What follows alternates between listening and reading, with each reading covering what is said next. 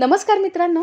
तर घरोघरी मातीच्या चुली या मालिकेच्या 27 ऑगस्टच्या एपिसोडमध्ये खूप छान ट्विस्ट बघायला मिळतोय.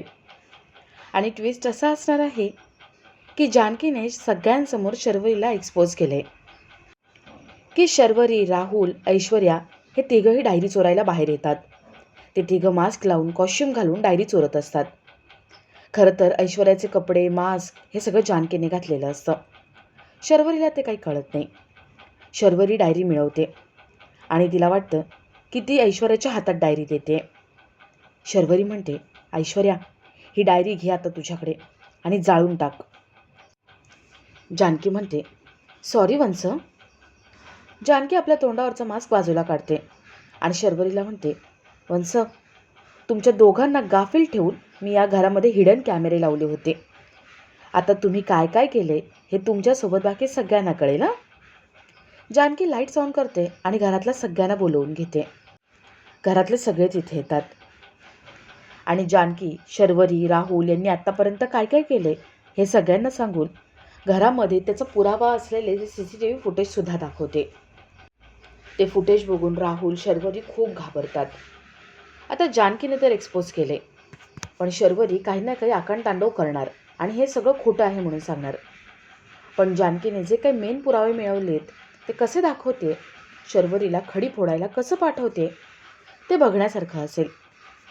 तर ह्या सगळ्याची सुरुवात अशी होतीये की शर्वरीच्या सांगण्यावरून ऐश्वर्या जानकीकडे गेली होती, पण जानकीने तिला आपल्या पायासमोर सुद्धा उभं केलं नाही, म्हणून ऐश्वर्याची चिडचिड होते. ऐश्वर्या, शर्वरी दोघी रूममध्ये येतात. ऐश्वर्या खूप भडकलेली असते. ती सामानाची फेकाफेक करायला लागते. ऐश्वर्या म्हणते, शर्वरी, तुझ्या सांगण्यावरून मी त्या जानकीचे पाय धरायला गेले होते, पण काय झालं, अपमान झालाय माझा. शर्वरी म्हणते, शांत हो. माहिती आहे मला, माझाच प्लॅन होता, पण त्याचा काही उपयोग झाला नाही. पण टेन्शन घेऊ नको, मी बघते, मी करते काहीतरी. शर्वरी निघून जाते. शर्वरी इथे हॉलमध्ये येते, तिथे जानकी असते. जानकी म्हणते, शर्वरी वंस, काय झालंय, तोंड का पडलंय तुमचं हो. अच्छा, तो तुमचा प्लॅन होता फालतू. ऐश्वर्याला माझ्याशी नीट गोडगोड बोलायला लावायचं आणि माझ्याकडे असं काय आहे की ज्यामुळे मी एवढ्या उड्या मारते हे बघायचं आहे ना. त्यासाठी पाठवलं होतं ना. आता मी तुम्हाला सांगते, माझ्याकडे नानांची डायरी आहे. तुम्हाला माहिती नाही, पण नाना दिवसभरात जे काही घडलं आहे ना ते सगळं लिहून ठेवायचे. तुम्हाला वाटते तुम्ही सगळे पुरावे नष्ट केलेत, पण नानांची डायरी अजूनही माझ्याकडे आहे. त्यात नानांनी सगळं लिहिले. तुम्ही तुमच्या नवऱ्याला, विक्रांतला कसं फसवलं, त्याची प्रॉपर्टी हडपली होती, मग इकडे येऊन प्रॉपर्टी हडपण्याचा प्रयत्न केला. तुमच्या आईच्या जीवाची भीती दाखवून नानांना तुम्ही गप्प राहायला सांगत होतात, त्यांना धमकावत होतात. हे सगळं त्याच्यामध्ये लिहिले. आणि हो, नानांनी जेव्हा तुम्हाला जाब विचारला त्यावेळेस त्यांच्या डोक्यात तुम्ही दगड घातलात आणि त्यांना जीवे मारण्याचा प्रयत्न केलात. हे सगळं आहे हो. त्यामुळे तुम्हाला वाटतंय की तुम्ही पुरावे नष्ट केलेत, पण सगळ्यात मोठा पुरावा हा आहे. हा पुरावा सगळ्यांसमोर आला की तुमच्या हातात बेड्या आणि आयुष्यभरासाठी जेलमध्ये खडी फोडायला जा. वंस, तुम्हाला वाटत असेल की मी एवढं स्मार्टली कसं काय हँडल करते. अहो, मी तुमच्याकडूनच शिकले ना हे सगळं. आता तुम्हाला वाटत असेल नानांची डायरी मी कुठे ठेवली आहे, कुणाकडे ठेवली आहे, पण याचा मी पत्ता अजिबात लागू देणार नाही. जानकी शर्वरीवर हसून तिथून निघून जाते. इथे शर्वरी मनात म्हणते, या जानकीने डायरी कुठे ठेवली आहे ना हे शोधून काढायलाच हवं. शर्वरी विचार करत राहुलकडे जाते. तर इथे जानकी अवंतिकाकडे येते आणि अवंतिकाला शर्वरी, जानकी यांच्यामध्ये काय बोलणं झाले ते सगळं सांगते. जानकीला माहिती असतं की आता शर्वरी कुठला तरी प्लॅन करणार, पण तिच्यापासून अजून आपल्याला धोका आहे. आता अजून जपून राहायला हवं. तर इथे शर्वरी राहुलकडे येते आणि बाहेर जे काही झाले, नानांच्या डायरीबद्दल जे काही बोलणं झाले त्याबद्दल राहुलला सगळं सांगते. राहुल म्हणतो, आपल्याला आता सावध राहायचे. ती डायरी कुठे असेल ना ते शोधून काढायचे. शर्वरीला वाटतं की नाना डायरी लिहायचे की नाही अजून आपल्याला माहिती नाही, पण या जानकीला माहिती आहे. याचा अर्थ जानकी खोटं बोलते. राहुल म्हणतो, शर्वरी, जानकी खोटं बोलत नसेल. अगं, तुझ्या लग्नानंतर त्यांना डायरी लिहायची सवय लागली असेल, लिहित असतील ते. आता रिस्क घ्यायला नको. ही डायरी कुठे ठेवली ना हे शोधून काढायलाच हवं.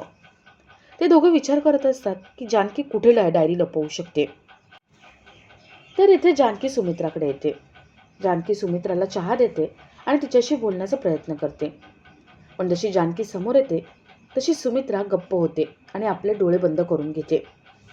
सुमित्राला जानकीला बघायचं नसतं, ऐकायचं नसतं. जानकी खूप रिक्वेस्ट करते, गयावया करते. जानकीला रडायला येतं आणि ती तिथून बाहेर पळते.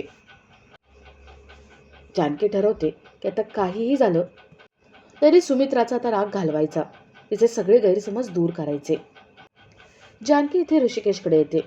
ऋषिकेशला मलमपट्टी करून देत असताना जानकीला एक मस्त आयडिया सुचते आणि तिला कळतं की सुमित्राचा गैरसमज कसा दूर करायचा आहे. त्या दिवशी गोडाऊनवरती ती नव्हतीच हे कसं सिद्ध करायचं याचा मार्ग सापडतो.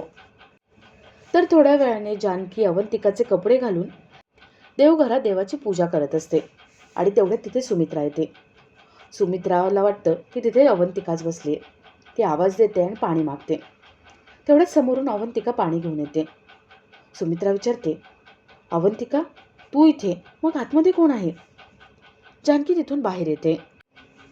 सुमित्रा म्हणते, जानकी तू अवंतिकाचे कपडे घालून तू इथे काय करतेस? जानकी म्हणते, आई गोडाऊनवरती मी नव्हते हे सिद्ध करण्यासाठी मला हे सगळं करावं लागलं. आता देवघरात अवंतिका नव्हती, पण माझे कपडे बघून तुम्हाला वाटलं ना की अवंतिका आहे. तसंच त्या दिवशी तुम्ही माझा चेहरा नव्हता बघितला, म्हणजे माझी साडी नेसून कोणीतरी माझ्यासारखं होऊन तिथे आलं होतं. याचा अर्थ कोणीतरी मला अडकवण्यासाठी हे सगळं केलं होतं. सुमित्राचे डोळे उघडतात आणि सुमित्राचा सगळा गैरसमज दूर होतो. पण तरीसुद्धा सुमित्राचा जानकीवरती अजिबात विश्वास नसतो. जानकी प्रॉपर्टीचे हिस्से करत नाहीये, कोणाला देत नाहीये, म्हणून ती अविश्वासाने तिच्याकडे बघत असते. पण जानकी ठरवते की जसा गैरसमज दूर केलाय तसा आता विश्वासही मिळवायचा. तर इथे शर्वरी राहुलकडे येते. त्या दोघं विचार करत असतात की आता डायरी कुठे मिळवायची, कशी मिळवायची आणि जानकीने डायरी कुठे ठेवली असेल. शर्वरीला एक मस्त आयडिया सुचते. शर्वरी राहुलला ती आयडिया सांगते. राहुलला पण ती आयडिया आवडते. शर्वरी म्हणते, आज रात्रीच ती डायरी मिळवायची, काहीही होऊ देत. तर इथे जानकी अवंतिकाकडे किचनमध्ये येते आणि त्या डायरीबद्दल, नानांच्या डायरीबद्दल सगळं सांगते. जानकी अवंतिकाला म्हणते, अवंतिका ती डायरी आता जपून ठेवायला लागेल. नानांची डायरी आता तू जपून ठेव, कारण शर्वरीचं माझ्यावर बारीक लक्ष असतं. आजची रात्र वैऱ्याची आहे, आपण जपून पावलं टाकायला हवी. अवंतिकालाही तेच वाटत असतं. तर इथे ऐश्वर्या आपल्या रूममध्ये बसलेली असताना शर्वरी तिच्याकडे येते. शर्वरी ऐश्वर्याला म्हणते, ऐश्वर्या थोड्या वेळाने राहुल इथे येईल, तुला मास्क आणि कॉस्ट्यूम देईल, ते घालायचं आणि आज रात्री आपल्याला डायरी चोरायची आहे, त्यामुळे तयार राहायचं. ऐश्वर्याला वाटतं की आपण हे सगळं जानकीला आत्ता फोन करून कळवावं.